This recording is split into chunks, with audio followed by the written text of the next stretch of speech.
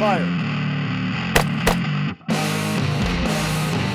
So when we decided to come down here and hunt, Wayne Black put together a few folks that could come down and hunt with us, as well as do a little bit of training.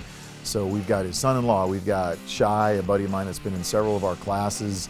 Bill Ritchie's coming in. He's one of the owners of J&R.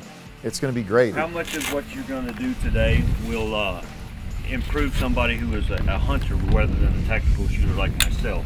Well, here's the thing. The more shooting that you do, and the faster that you push yourself, it's just going to help you all around. When I go and shoot skeet or sporting clays, I don't start with a weapon up like this. I start with a weapon down like I would carry it, and I mount the weapon, kind of like international, skeet. That's what they make you do. Well, that's why we're doing it, is so that we can be better hunters. I don't care how many clay pigeons I hit, because I tell these guys, go as fast as you possibly can, except for squeezing that trigger. Come on down, guys. Shy, if you'll step up here. And actually, I'm going to have you point your weapon in this direction. So bring your weapon up on, like you're up on target there.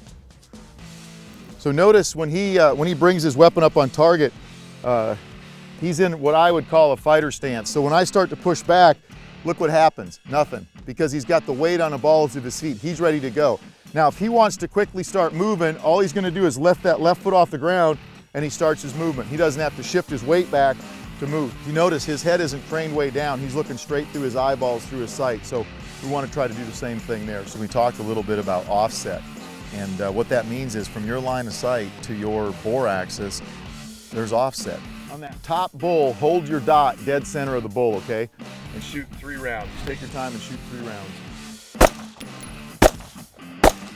Okay, go ahead and safety on. So if you guys look at this,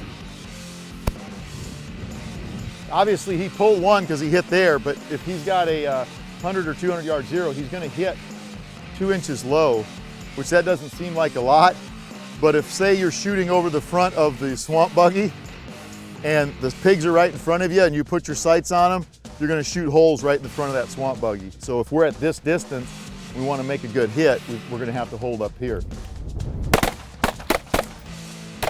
The next thing I wanna do is some multiple targets. So the trick with multiple targets is, remember, we do everything as fast as we can, right? Except for squeezing that trigger. So we're gonna get the gun up on target as quick as we can. We're gonna engage that thread as quick as we can. And then our eyes are gonna lead us to the next target. So as soon as I'm done shooting one target, my eyes go over here and then I snap my weapon to catch up to my eyeballs. Once the weapon stops in our eyeballs, what do? Slow down and squeeze that trigger. So get the gun over there as quick as you can and slow down and squeeze that trigger. So you're gonna go 2, and then 2 on number 3, and 2 back on number 1. So 2, 2, 2. Now I want you to watch what he does with his weapon. Don't worry so much about the shots. What we wanna worry about is actually snapping the weapon from target to target, okay? Ready, up.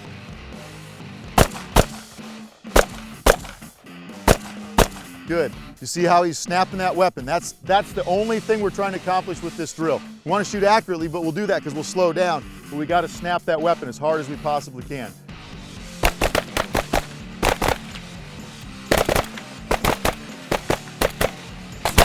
Okay, you're still lollygagging between targets. Your shooting looks fine, so don't speed that up, but start snapping your gun between targets, okay? I got to have a little fun here, sorry. Ready, up.